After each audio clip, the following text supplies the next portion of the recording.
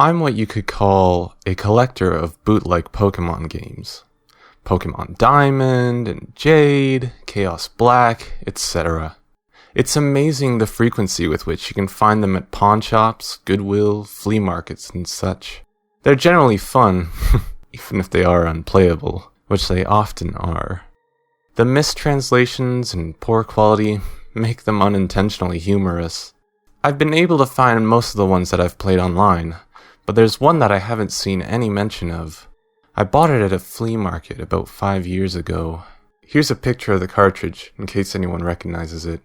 Unfortunately, when I moved 2 years ago, I lost the game, so I can't provide you with screen caps. Sorry. The game started with the familiar Nidorino and Gengar intro, the red and blue version, however, the press start screen had been altered.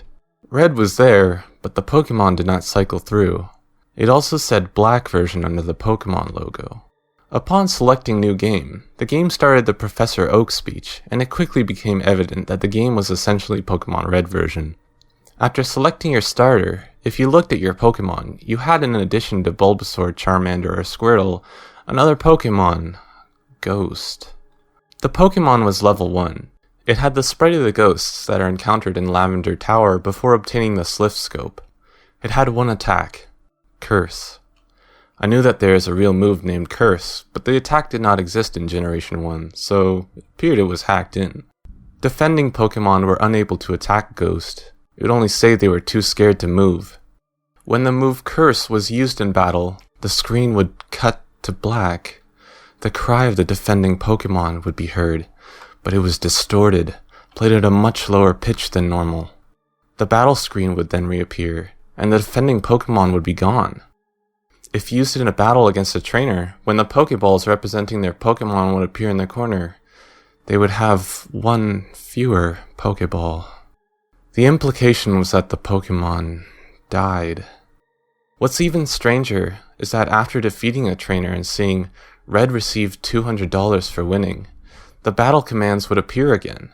If you selected Run, the battle would end as it normally does. You could also select Curse. If you did, upon returning to the overworld, the trainer's sprite would be gone. After leaving and re-entering the area, the spot where the trainer had been would be replaced with a tombstone like the ones at Lavender Tower. The move Curse was not usable in all instances. It would fail against ghost Pokemon. It would also fail if it was used against trainers that you would have to face again, such as your rival or Giovanni. It was usable in your final battle against them, however. I figured this was the gimmick of the game, allowing you to use the previously uncapturable ghosts. And because Curse made the game so easy, I essentially used it throughout the whole adventure. The game changed quite a bit after defeating the Elite Four. After viewing the Hall of Fame, which consisted of Ghost and a couple of Pokemon I used for HMs, the screen cut to black. A box appeared with the words, "Many years later." It then cut to Lavender Tower. An old man was standing, looking at tombstones. You then realized, this man was your character. The man moved at only half of your normal walking speed. You no longer had any Pokemon with you, not even Ghost, who, up to this point, had been impossible to remove from your party through depositing in the PC. The overworld was entirely empty. There were no people at all. There were still the tombstones of the trainers that you used Curse on, however. You could go pretty much anywhere in the overworld at this point, though your movement was limited by the fact that you had no Pokemon to use HMs. And regardless of where you went, the music of Lavender Town continued on an infinite loop. After wandering for a while, I found out that if you go through Diglett's cave, one of the cuttable bushes that normally blocks the path on the other side is no longer there, allowing you to advance and return to Pallet Town. Upon entering your house and going to the exact tile where you start the game, the screen would cut to black. Then, a sprite of a Caterpie appeared. It was then replaced by a Weedle, and then a Pidgey. I soon realized as the Pokemon progressed from Rattata to Blastoise, that these were all of the Pokemon that I had used Curse on. After the end of my rival's team, a youngster appeared, and then a bug catcher. These were the trainers I had cursed. Throughout the sequence, the Lavender Town music was playing, but it was slowly decreasing in pitch. By the time your rival appeared on screen, it was little more than a demonic rumble. Another cut to black. A few moments later, the battle screen suddenly appeared. Your trainer sprite was now that of an old man, the same one as the one who teaches you how to catch Pokemon in Viridian City. Ghost appeared on the other side, along with the words, "Ghost wants to fight." You couldn't use items, and you had no Pokemon. If you tried to run, you couldn't escape. The only option was fight. Using fight would immediately cause you to use struggle, which didn't affect Ghost, but did chip off a bit of your own HP. When it was Ghost's turn to attack, it would simply say, ... Eventually, when your HP reached a critical point, Ghost would finally use Curse. The screen cut to black a final time. Regardless of the buttons you pressed, you were permanently stuck in this black screen. At this point, the only thing you could do was turn the Game Boy off. When you played again, New Game was the only option. The game had erased the file. I played through this hacked game many times, and every time the game ended with this sequence. Several times I didn't use Ghost at all, though he was impossible to remove from the party. In these cases, it did not show any Pokemon or trainers, and simply cut to the climactic battle with Ghost. I'm not sure what the motives were behind the creator of this hack. It wasn't widely distributed, so it was presumably not for monetary gain. It was very well done for a bootleg. It seems he was trying to convey a message, though it seems I am the sole receiver of this message. I'm not entirely sure what it was, the inevitability of death, the pointlessness of it. Perhaps he was simply trying to morbidly inject death and darkness into a children's game. Regardless, this children's game has made me think, and it has made me cry. I am the original. I am the best. I care not what those journals say, they are wrong. Wrong. I am the original. Aren't I? I fingered the Pokeballs attached around my waist. My Pokemon. My partners, my faithful companions, my best friends. Through thick and thin, we've gone through the perils of Johto and into Kanto. And now here I was, standing at the entrance to the old mansion. I had been mesmerized by the beauty of a Ninetales I had battled against on my way here, and I wanted one. I had to have one. The kind trainer told me that the Vulpix could be found in the old Cinnabar mansion, which was just about destroyed. Dangerous, but I was getting that Vulpix whether this stupid mansion wanted me to or not. I was determined to do so. I double-checked my party, making sure everyone was set and ready to go. My Feraligatr, Beedrill, Noctowl, Umbreon, and Rapidash all seemed ready. But there was the question of whether or not he was. I bit my lip, having been told by a friend of the journals that was scattered across the mansion. He had pointed out the connections to my dearest boy, and I, of course, denied every single thing he pointed out. I had to. My Pokemon were practically my children. And what parent would not try to protect their child? But even I couldn't ignore everything.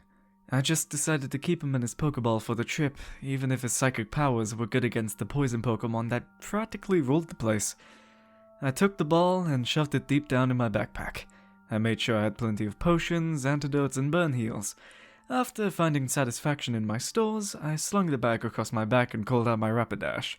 I kindly asked her she would light up the dark mansion for me, and the Pokemon whinnied and flared brighter.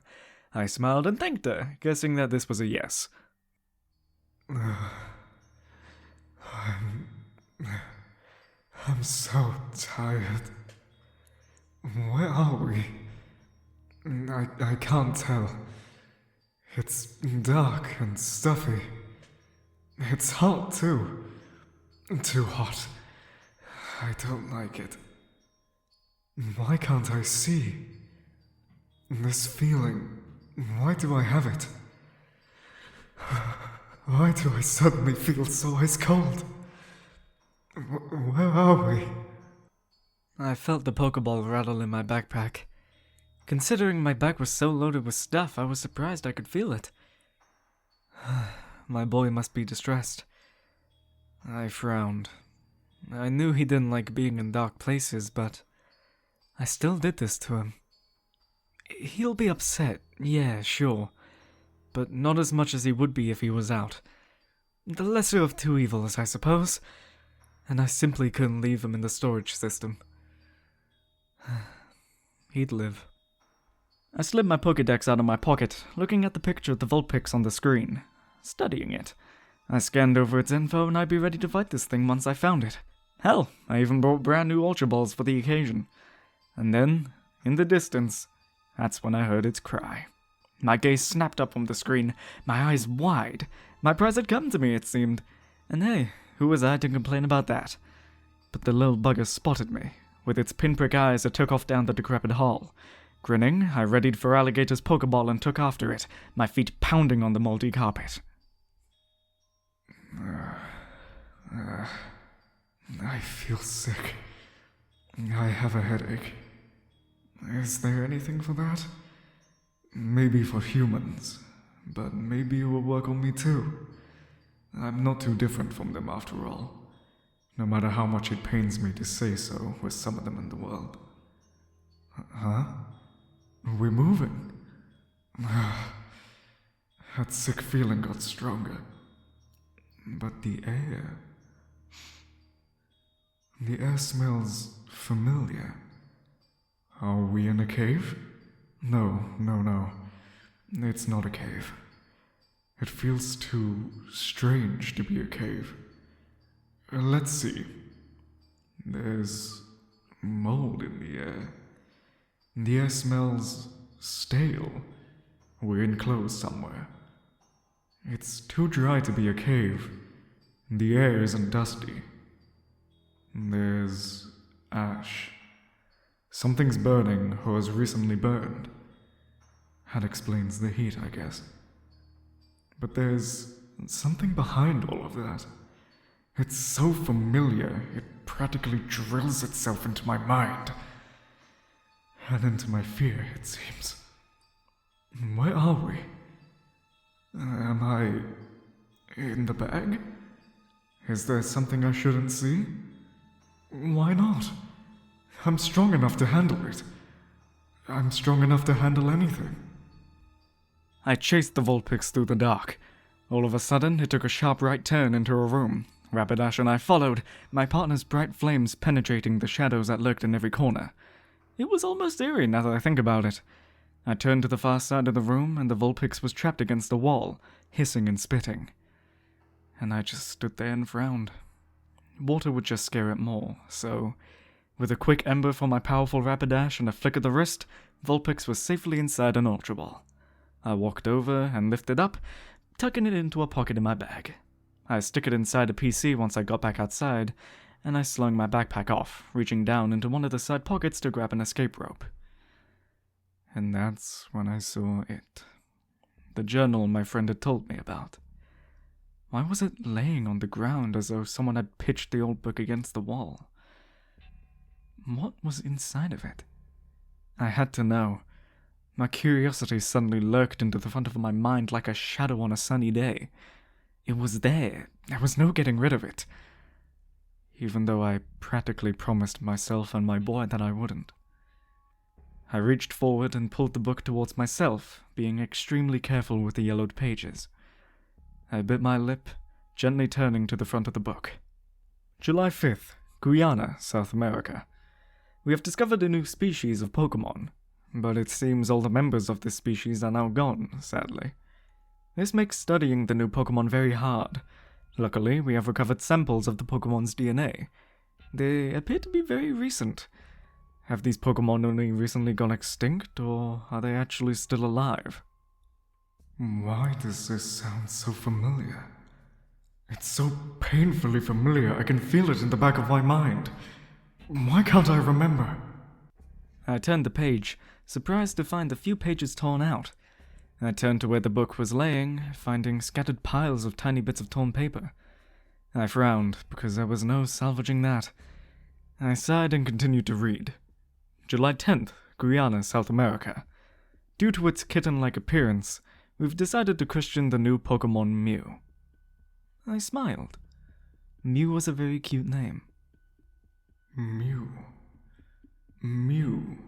Myuu. Myuu. Her name is so easy to say. It rolls off the tongue as easily as my own name. I can feel it burning in my mind. I know that name. Why do I know that name? I turned the next few pages, finding them torn out or simply destroyed at the point that only a few lines of text were legible. But then finally, I came to something useful. February 6th, Cinnabar Kanto. The tests on Myuu have proved successful. We have cloned a brand new specimen. However, the limited DNA we have will not work. Professor Blaine offered some of his own blood for the research. While the clone is not what we had hoped for, being very little like the original Myuu, it will have to suffice. We have decided to call this creature Mewtwo. Mewtwo appears to be rather powerful. We don't, however, yet know the extent of this power. I frowned and bit my lip. My friend had lied to me. He hadn't wanted me to read these. He had pointed out the small similarities that were extremely painful and real. My Mewtwo was really just a science experiment? No. No. I remember now. I remember it all now, but I don't remember this. I refuse to believe I'm just a science experiment. I had emotions. I had thoughts. I had to suffice. I believed them. I believed those stupid humans. I believe that they cared. I'm as stupid as them for believing their charade. They cared nothing about life. I just had to suffice, though. I was almost shaking. My poor Mewtwo. This was really what he was intended for? My bottom lip quivered. I choked back tears. My Mewtwo. What would have happened had he not escaped? What fate would he have come to if he was not with me now? I read on. I had to know what the end would have been if he didn't. September 1st, Cinnabar Kanto. Mewtwo is far too powerful. All attempts to weaken its vicious tendencies have failed. I flipped through the remaining pages, finding only blank paper. I threw the book against the wall and slung my backpack over my shoulder. I jumped on Rabadash's back, trusting her to take me to the entrance. I just had to get out. I remember now.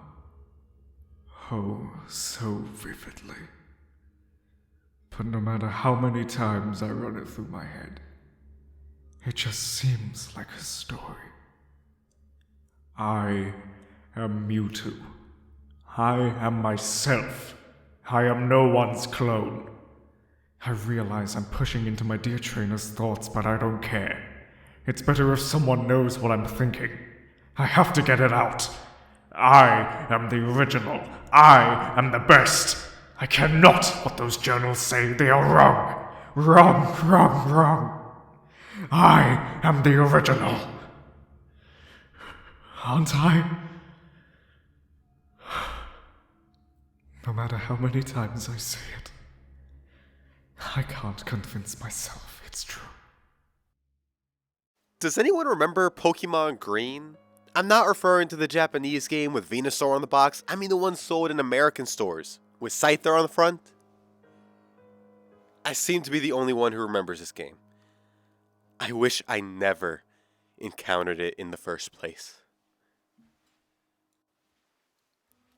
It all started in 1998 when Pokemon made its way to the US with Pokemon Blue and Red.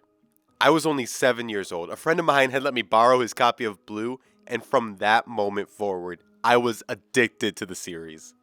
When the time came, I was really reluctant to return the game to him, but I did. And for the next few days, all I could talk about was the game. As a kid, your whole world can revolve around a simple game like Pokemon.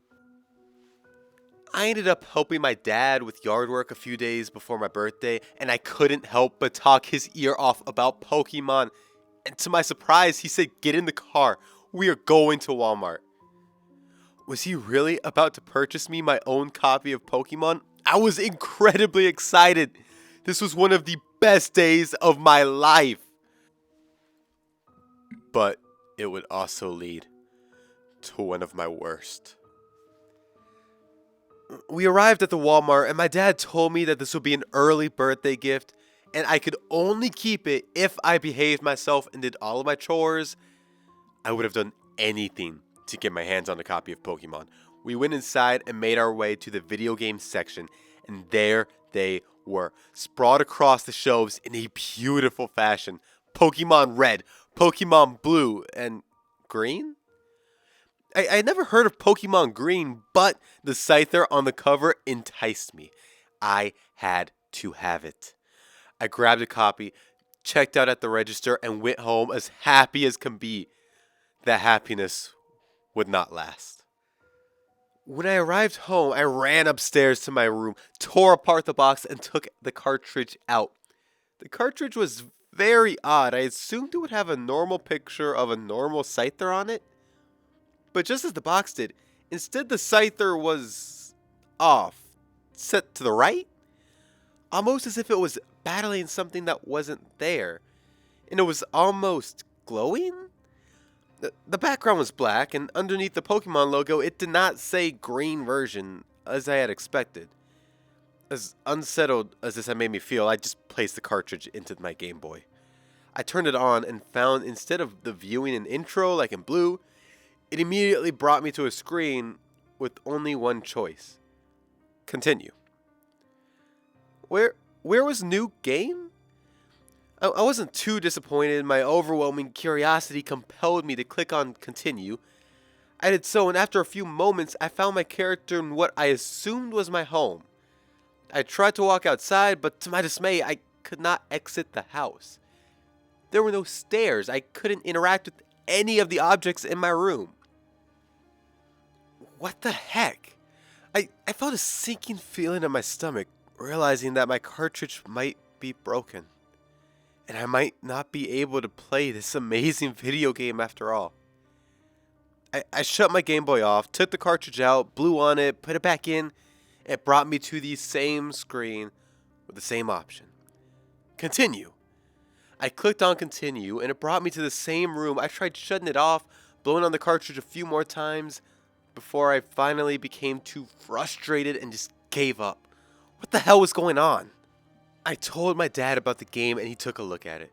He was brought to the same screen and the same room, and he, as well as I, could not escape the room. He saw the torn up box on my floor and sighed. Well, we can't return it now. And to my surprise, he then said, I'll have to get you a new one tomorrow. I became incredibly happy once more, and I gave my dad the biggest hug I had ever given him in my entire life. Though disappointed in the game I received, I was glad to have the opportunity to get another one. The next day, my father and I proceeded to Walmart. We walked over to the video game section, and a lot of the Pokemon games were gone. Half of Blue, most of Red, and all of Green had apparently been sold. There weren't even shelves anymore for where Pokemon Green had once been.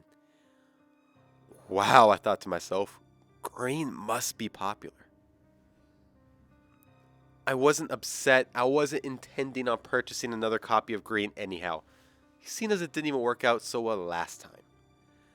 This time, I grabbed Red. I had already played Blue and attempted to play Green, so this time, I wanted to try something new. We went home. I ran upstairs. I opened the box carefully in case we had to return this one. I took the Red cartridge out, placed it in my Game Boy, and played for hours. To this day, Red is my favorite of the Pokemon games and is a great childhood memory. And as for Green, I put it in a drawer and forgot about it for many years later. It was May of 2007 when I received my copy of Pokemon Pearl for the Nintendo DS. My dad, knowing how much I love the series, bought me it out of the blue, knowing how happy I'd be. Thank you so much, I exclaimed before my dad could even respond. I ran next door to my friend Billy's house and showed him. What?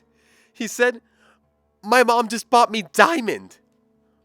Apparently, my dad and Billy's mom had planned this for a week without the two of us catching on. Without another word, we started to play. We felt like kids again. After many hours, we stopped playing and decided to relive our childhoods and talk about the original generation of Pokemon. My favorite will always be Pokemon Red, I stated. Blue for me, said Billy. I recall my first time playing Red, and then I remembered something I hadn't thought about in years. The game that I had played before Red, or at least tried to. Pokemon Green. What about Green? I asked Billy. Did you ever play that one? Billy looked confused. Very funny. Now I was confused. What do you mean, very funny? Billy looked displeased. You and I both know there is no such thing as Pokemon Green. Yes, there is, I said. He now realized I wasn't joking, and he was further confused. What are you talking about? To my understanding, up until this point, Pokemon Red, Blue, and Green came out at the same time in 1998. It soon became overshadowed by Red and Blue, and this is why I hadn't heard much about Green since my younger years. This is what I had thought, at least. According to Billy, the biggest Pokemon expert I know, Pokemon Green doesn't exist. At least not an American one with a Scyther on the front. Determined to prove Billy wrong, I invited him to my house and brought him to my room where I would show him my copy of Pokemon Green. I dug through my drawers on my desk and eventually turned them upside down in my efforts, only to be let down. Where is it? I distinctly remember putting it in my desk drawer when I was younger. See? Billy said. Green doesn't exist. You probably dreamed it up or something. Billy went home, but I kept searching and searching only to tear my room apart for nothing. Pokemon Green was gone. The following day, I woke up, jumped out of bed, brushed my teeth, and continued downstairs. There, I found my father with a large breakfast waiting for me, the usual Sunday. We ate and indulged in some small talk about sports and the weather. I decided that maybe I should ask my dad about the game. And so I did. That old thing? Oh yeah, I took it from your room soon after I bought you the new one and tried to return it without the package. They tried to lie to me and say they didn't sell that game there. I gave them the what for and stormed out. They could have just told me they needed the box. Anyways, I think it's in my dresser upstairs. I'll go get it. As my dad made his way to his room, I thought to myself, Billy said this game doesn't exist, and Walmart said they never carried it in their store? This was beginning to make me feel uneasy. Lo and behold, my father came down the stairs and handed me the game I had been searching for. Pokemon Green. I felt an unnerving but overwhelming need to attempt to play the game once more. So I grabbed my old Game Boy from my room and proceeded to play. I would have had Billy dissect the game with me, but he's usually at church with his family around this time. I was alone in my efforts. The game started the way it normally did, with nothing but continue to choose from. I chose so and found my character in the same room trapped. This time around, being older, I was able to pay attention to more details. Maybe now I could find a way out. I decided to hit start and see if I had any Pokemon. In my party was a Scyther, not so surprising, level 25, knowing only the moves Strength, Cut, and Flash. Could a Scyther even learn all of those moves? I ventured to my items only to find nothing, and to my trainer stats only to find that I had no money, badges, 0 hours clocked in, which is impossible. If I hadn't already crossed the threshold of weird, I now had. I gave the room a good once over to see if I could spot anything I missed as a child, and to my delight, I did. There was a boulder in the corner of the room. As a kid, I probably thought it was a chair or something, considering I had never played Pokemon before. The boulder was on the right side of the room against the wall. Naturally, I had Scyther use strength, and I was able to move it. I walked up to the spot on the wall that the boulder was in front and hit A. A text box came up, and it just said, dark. Every time I hit A, it would just say, dark. What the hell is happening? I thought for a second and remembered Scyther knew Flash. I used it near the wall where the boulder had been. A path became lit. A seemingly miraculous exit had been found. I grew less unnerved and more excited as I walked to this almost endless hall that was just big enough for my character to squeeze through. I finally came to a literal light at the end of the tunnel. As if I was exiting a cave rather than a house, I walked through, and where did it bring me? I ended up on the side of my house with what looked like Pallet Town. Mind you, my house looked to be of normal size, void of any protruding extensions on the side where the hallway would have been. This was odd, but I just shrugged and kept playing. There was also no way to get back in the house, seeing as there was no doors. I walked around a bit and found that there was no doors in any of the buildings. It was a ghost town aside from what looked like Professor Oak standing in front of the lab, where the door should have been. I tried talking to him, but a text box came up every time, ...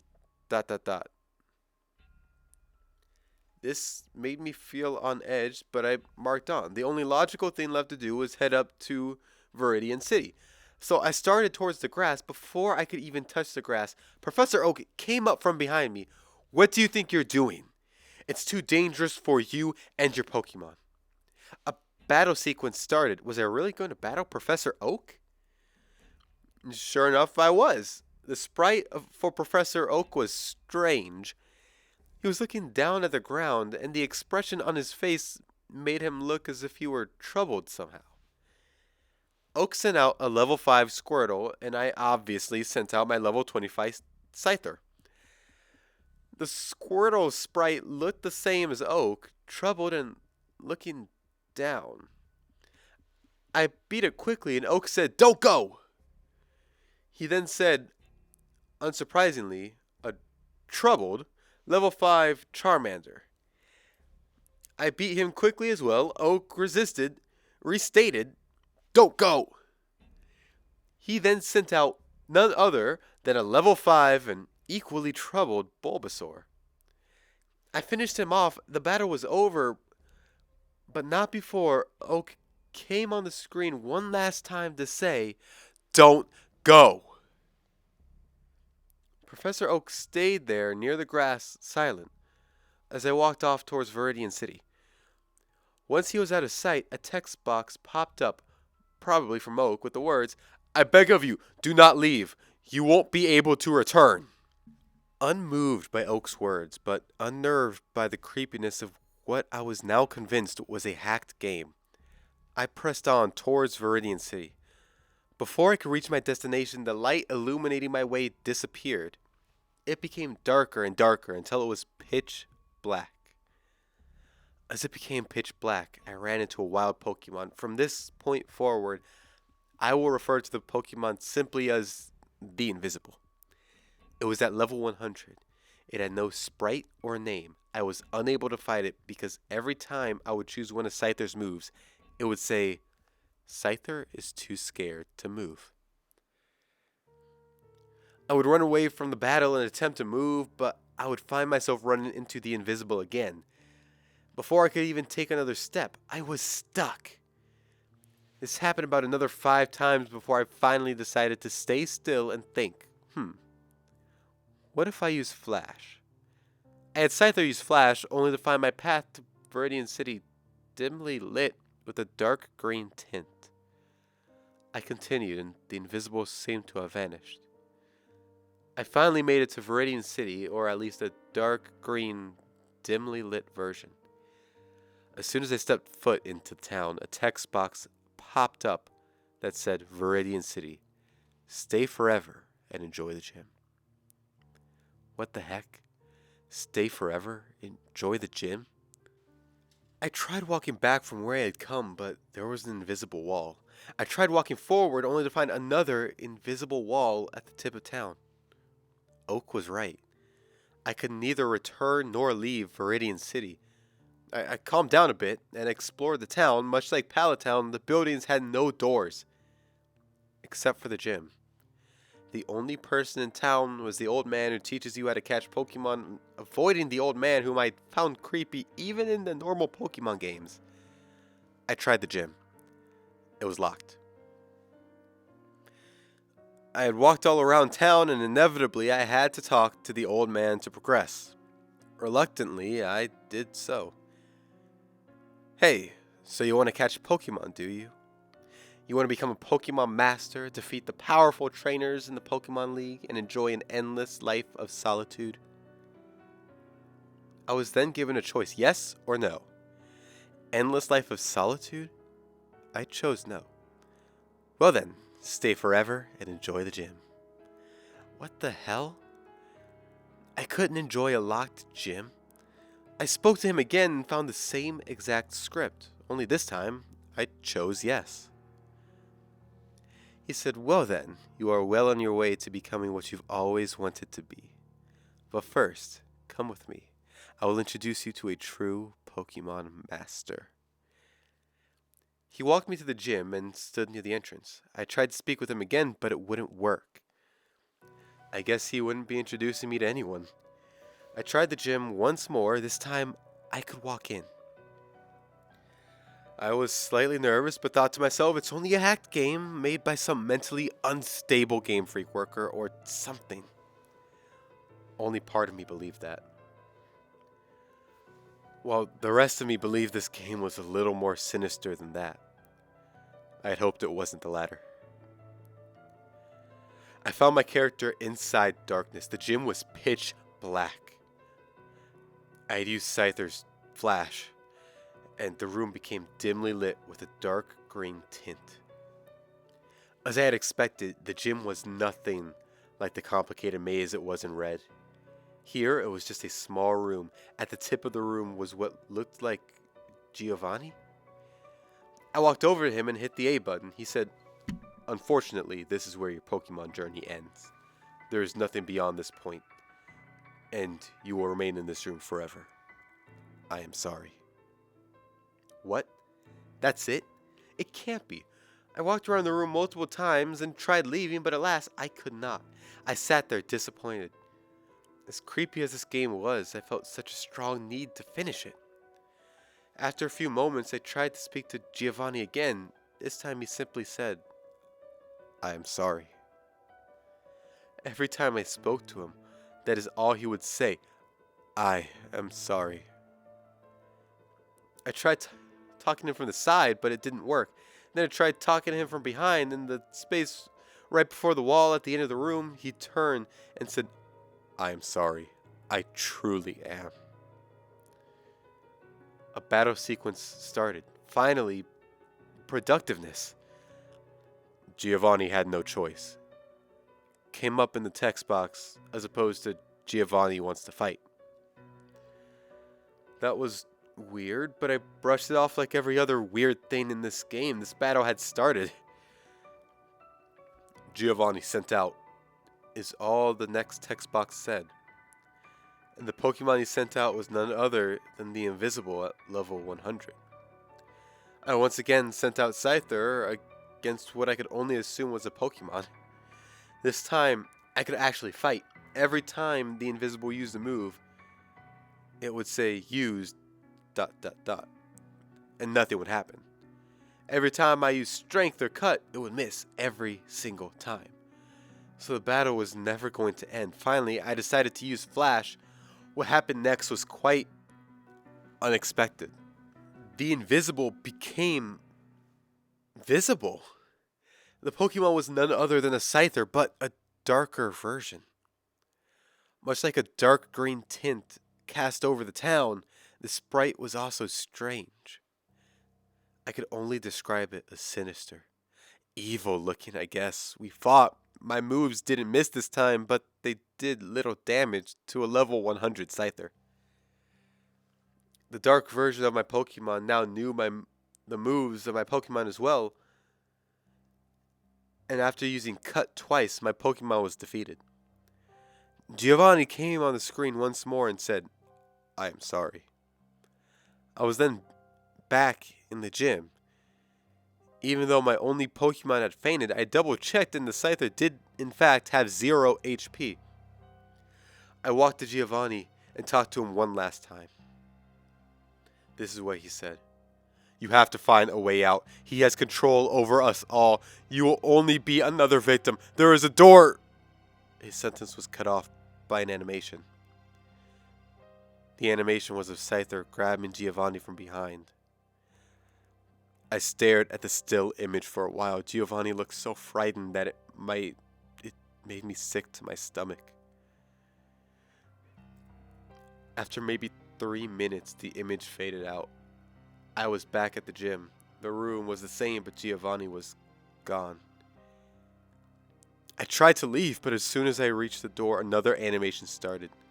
It was the same as the last one, but instead, Giovanni in Scyther's grips. It was my Scyther. Now I was scared. After a few moments, the animation played out and my Scyther was cut to pieces.